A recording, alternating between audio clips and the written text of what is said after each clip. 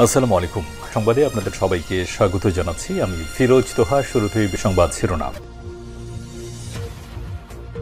পুরোদমে Iran, Israel এবং ফিলিস্তিন যুদ্ধ চলছে, আর এই মুহূর্তে আমাদের হাতে এসছে যুদ্ধের ভয়ঙ্কর কিছু গুরুত্বপূর্ণ আপডেট সংবাদ। শুরুতেই জানাবো, গাজায় রাতভর ইসরায়েলি হামলায় কমপক্ষে ২৫ জন নিরীহ ফিলিস্তিনি নিহত হয়েছে। গাজার বেসামরিক প্রতিরক্ষা সংস্থা জানিয়েছে, ইসরায়েলি বিমান হামলায় একটি ঢেউ গাজা অঞ্চল জুড়ে বাস্তুচ্যুত ফিলিস্তিনিদের একাধিক শিবিরে আঘাত করে, এর ফলে কমপক্ষে ২৫ জন নিহত হয়েছে। এরপর জানাবো, ইরানের পরমাণু স্থাপনায় ইসরায়েলের হামলার পরিকল্পনা প্রত্যাখ্যান ট্রাম্পের। ইরানের পরমাণু স্থাপনায় হামলার পরিকল্পনা করেছে দখলদার ইসরায়েলি বাহিনী, তবে সেই পরিকল্পনা নস্যাৎ করে দিয়েছেন মার্কিন প্রেসিডেন্ট ডোনাল্ড ট্রাম্প। তিনি বলেছেন, আমরা ইরানের পারমাণবিক কর্মসূচিতে আঘাত হানব না, আলোচনার মাধ্যমে সমস্যার সমাধান করা হবে। এদিকে স্বাস্থ্য বাজেটে $৪০ বিলিয়ন কমানোর পরিকল্পনা ট্রাম্প প্রশাসনের। মার্কিন প্রেসিডেন্ট ডোনাল্ড ট্রাম্পের প্রশাসন ফেডারেল স্বাস্থ্য বিভাগের বার্ষিক বিবেচনামূলক ব্যয় প্রায় 1/3 বা $৪০ বিলিয়ন কমানোর পরিকল্পনা করছে। আজ একটি খসড়া বাজেট নথির উদ্ধৃতি দিয়ে মার্কিন সংবাদ মাধ্যম ওয়াশিংটন পোস্ট এই তথ্য জানিয়েছে। এবারে জানাবো, বাংলাদেশে মানবিক সহায়তা বাড়িয়েছে সুইডেন। বাংলাদেশের 8টি অংশীদারের মাধ্যমে $1,27,00,000 মার্কিন গুরুত্বপূর্ণ মানবিক সহায়তা দিচ্ছে সুইডেন। দেশীয় মুদ্রায় যার পরিমাণ প্রায় 155,40,00,000 টাকা। আজ ঢাকার সুইডেন দূতাবাস থেকে এক বিজ্ঞপ্তিতে এই তথ্য জানানো হয়েছে। এর মাধ্যমে রোহিঙ্গা এবং স্থানীয় জনগণকে সহায়তার জন্য সুইডেন এই অর্থ সহায়তা দিয়েছে। এবং সর্বশেষ জানাবো, যুক্তরাষ্ট্র ইরান বৈঠকের আগে তেহরান সফরে সৌদি প্রতিরক্ষামন্ত্রী। ইরানের সামরিক কর্মকর্তাদের সঙ্গে আলোচনা করতে দেশটির রাজধানী তেহরানে পৌঁছেছেন সৌদির প্রতিরক্ষামন্ত্রী খালিদ বিন সালমান। আজ তিনি তেহরান পৌঁছেছেন। সৌদির রাষ্ট্রীয় বার্তা সংস্থা এসপিএ জানিয়েছে, ইরানের পরমাণু কর্মসূচি নিয়ে ইরান ও মার্কিন যুক্তরাষ্ট্রের মধ্যে সপ্তাহান্তে আলোচনার আগেই সফর করেছেন সালমান। প্রিয় দর্শক, এতক্ষণ শুনছিলেন সংবাদ শিরোনাম, এবারে বিস্তারিত। তবে তার আগে বন্ধুরা, অনুরোধ থাকবে সংবাদটিতে একটি লাইক দিন। এই চ্যানেলে আপনি নতুন হয়ে থাকলে আমাদের সংবাদটি দেখতে দেখতে চ্যানেলটি সাবস্ক্রাইব করে রাখুন। কমেন্ট করে বন্ধুরা আপনার মূল্যবান মতামত জানিয়ে দিন আপনি বিশ্বের কোন দেশ থেকে বা বাংলাদেশের কোন স্থান থেকে আমাদের সংবাদটি দেখছেন এবং শুনছেন। আর বন্ধুরা, গাজা যুদ্ধে আপনি যদি নিরীহ ফিলিস্তিনিদের ভালোবেসে থাকেন, কমেন্টে ইয়েস লিখে বিশ্ববাসীকে জানিয়ে দিন আপনি বিশ্বের কোন দেশ থেকে আমাদের সঙ্গে রয়েছেন। আর এই সংবাদটি আপনার সোশ্যাল মিডিয়া ফেসবুকে বন্ধুদের মাঝেও শেয়ার করে দিন, যাতে করে তারাও আমাদের এই আপডেট সংবাদটি জানতে পারে। এবারে বিস্তারিত। গাজায় রাতভর ইসরায়েলি হামলায় কমপক্ষে 25 জন ফিলিস্তিনি নিহত। গাজার বেসামরিক প্রতিরক্ষা সংস্থা জানিয়েছে, ইসরায়েলি বিমান হামলায় একটি ঢেউ গাজা অঞ্চল জুড়ে বাস্তুচ্যুত ফিলিস্তিনিদের একাধিক শিবিরে আঘাত করেছে, এর ফলে কমপক্ষে 25 জন নিহত হয়েছে। সংস্থার মুখপাত্র মাহমুদ বাসাল বলেছেন, দক্ষিণাঞ্চলীয় খান ইউনুস শহরের আল মাওয়াশি এলাকায় গত রাতভর চালানো এক হামলায় বেশ কয়েকটি তাঁবু ধ্বংস হয়ে গেছে, এর ফলে 16 জন নিহত হয়েছেন। তিনি এএফপিকে বলেছেন, খান ইউনিসে আল মাউশি এলাকায় বাস্তুচ্যুত পরিবারের আবাসনস্থলে দুটি ইসরায়েলি ক্ষেপণাস্ত্র সরাসরি হামলায় কমপক্ষে 16 জন শহীদ হয়েছেন। তাদের বেশিরভাগই নারী এবং শিশু। এই হামলায় 23 জন আহত হয়েছে। মুখপাত্র বাসালের মতে, বাস্তুচ্যুত মানুষের অনন্য শিবিরে আরও দুটি হামলায় 8 জন নিহত এবং আরও বেশ কয়েকজন আহত হয়েছে।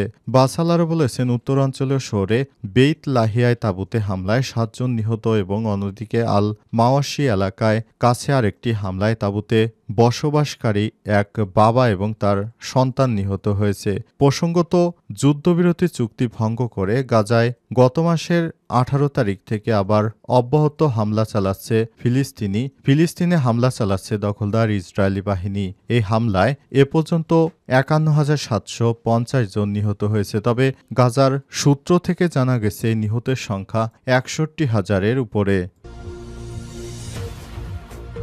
ইরানের পরমাণু স্থাপনায় ইসরায়েলের হামলার পরিকল্পনা প্রত্যাখ্যান করলেন ডোনাল্ড ট্রাম্প। ইরানের পরমাণু স্থাপনায় হামলার পরিকল্পনা করেছিল দখলদার ইসরায়েলি বাহিনী, তবে সেই পরিকল্পনাটি প্রত্যাখ্যান করেছেন মার্কিন প্রেসিডেন্ট ডোনাল্ড ট্রাম্প। এর পরিবর্তে তিনি একটি চুক্তির মাধ্যমে ইরানের পারমাণবিক কর্মসূচি কার্যক্রম সীমিত করার পথে হাঁটার সিদ্ধান্ত নিয়েছেন।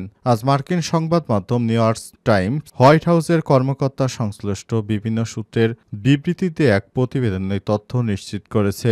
সংবাদ মাধ্যমটির প্রতিবেদনে বলা হয়েছে, ইসরায়েল গত মাসে ইরানে তাদের পারমাণবিক কর্মসূচিতে হামলা চালাতে চেয়েছিল। সেখানে হামলা চালানোর তাদের একটি উদ্দেশ্য ছিল, সেটি হচ্ছে ইরানকে তারা কোনোভাবেই পারমাণবিক শক্তিধর রাষ্ট্র হতে দেবে না। এ কারণে তারা ইরানের উপর প্রতিশোধ নেওয়ার জন্য এবং ইরানের পারমাণবিক চুল্লিগুলো ধ্বংস করার জন্য সেখানে হামলার চেষ্টা চালিয়েছিল দখলদার ইসরায়েলের প্রধানমন্ত্রী। তবে সেখানে ট্রাম্প সরাসরি হামলার বিষয়টি নাকচ করে দেয়। ট্রাম্প বলেছে, এভাবে সরাসরি হামলা না করে আমরা ইরানের সঙ্গে সমঝোতার মাধ্যমে আমাদের কার্যক্রম আরও বাড়াবো এবং তাদেরকে চুক্তির মাধ্যমে পারমাণবিক কর্মসূচি থেকে ফিরে আনার চেষ্টা করব।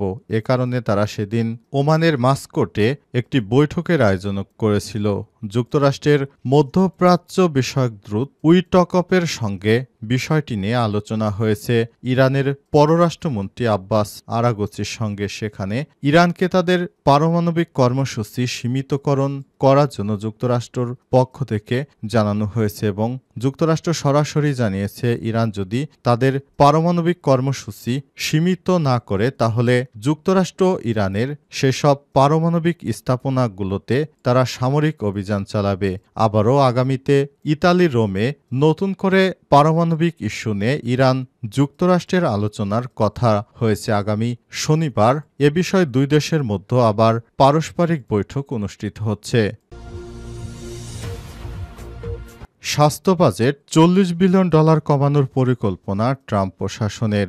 মার্কিন প্রেসিডেন্ট ডোনাল্ড ট্রাম্প ক্ষমতা আসার পরই যুক্তরাষ্ট্রের বিভিন্ন সেক্টর থেকে তাদের বাজেট কমানো সহ যুক্তরাষ্ট্র ব্যয় সংকোচনের নীতি গ্রহণ করেছে। বিশেষ করে ডোনাল্ড ট্রাম্পের ডানহাত হিসেবে পরিচিত মার্কিন ধনকুব ইলন মাস্কের সহযোগিতায় যুক্তরাষ্ট্রের বিভিন্ন সেক্টর থেকে অনেককে চাকরিচ্যুত করার পাশাপাশি বিভিন্ন অপ্রয়োজনীয় সেক্টরগুলো এখন থেকে বাতিল করার সিদ্ধান্ত নিয়েছে ডোনাল্ড ট্রাম্প। ডোনাল্ড ট্রাম্পের ঘোষণার পরই বিভিন্ন সেক্টরে যুক্তরাষ্ট্রের বিনিয়োগ কমিয়ে দিয়েছে। তারা বিভিন্ন দেশে এবং বিভিন্ন সেক্টরে যে বিনিয়োগ করত সেগুলো তারা বাতিল করে দিয়েছে। এরই ধারাবাহিকতায় বিশ্ব স্বাস্থ্য সংস্থায় যুক্তরাষ্ট্র যে অর্থায়ন করত সেখান থেকে প্রায় $40 বিলিয়ন সেখান থেকে তারা বাজেটে কমানোর সিদ্ধান্ত নিয়েছে। ফরাসি বার্তা সংস্থা এএফপি জানিয়েছে, ট্রাম্প এবং তার শীর্ষ উপদেষ্টা বিলিয়নিয়াররা ইলন মাস্কের অধীনে সরকারি ব্যাপক কাটছাঁটের মধ্যে স্বাস্থ্য ও মানব সেবা বিভাগ কাঠামোর জন্য একটি প্রাথমিক পরিকল্পনা হাতে নিয়েছে। এখান থেকে 2026 সালের জন্য প্রস্তাবিত $40 বিলিয়ন কাটছাঁট 2024 সালে কংগ্রেসের অনুমোদিত $121 বিলিয়ন বাজেটের তুলনায় ব্যাপকভাবে হ্রাস পাবে। তবে অনেক দরিদ্র মানুষ ট্রাম্পের এই সিদ্ধান্তের ফলে তারা চিকিৎসা সেবা থেকে বঞ্চিত হচ্ছে। পাশাপাশি ডোনাল্ড ট্রাম্পের এই ধরনের কার্যকলাপে যুক্তরাষ্ট্র সহ পুরো বিশ্বের মানুষ অনেকেই জীবনধারণ নিয়ে অনেক প্রতিকূল পরিবেশের ভিতর পড়বে বলে অভিযোগ পাওয়া গেছে। বাংলাদেশের মানবিক সহায়তা বাড়িয়েছে সুইডেন। বাংলাদেশের জন্য 8টি অংশীদারের মাধ্যমে $1,27,00,000 মার্কিন গুরুত্বপূর্ণ মানবিক সহায়তা দিচ্ছে সুইডেন। দেশটির মুদ্রায় যার পরিমাণ $155,40,00,000। বৃহস্পতিবার ঢাকায় সুইডেনের দূতাবাস থেকে এক বিজ্ঞপ্তিতে এই তথ্য জানানো হয়েছে। বলা হয়েছে, সুইডেন বাংলাদেশের 8টি অংশীদারের মাধ্যমে $1,27,00,000 মার্কিন $155,40,00,000 গুরুত্বপূর্ণ মানবিক সহায়তা দিচ্ছে। এটি দেশে বসবাসরত 10 লাখের বেশি রোহিঙ্গা শরণার্থী পাশাপাশি স্থানীয় জনগোষ্ঠীকে সহায়তা করবে।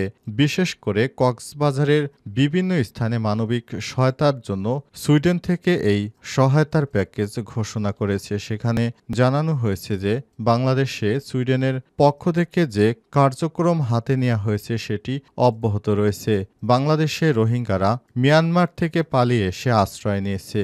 বর্তমানে বাংলাদেশে তারা অবস্থান করছে। বাংলাদেশের সরকারের যেন তাদের ব্যয়ভার বহন করতে কষ্ট না হয়, এজন্য বিশ্বের বিভিন্ন দাতা সংস্থা থেকে বাংলাদেশকে সহায়তা দেওয়া হচ্ছে। এরই ধারাবাহিকতায় সুইডেনও তাদের বাংলাদেশকে যে সহায়তা দিত সেটি এখনও অব্যাহত রেখেছে।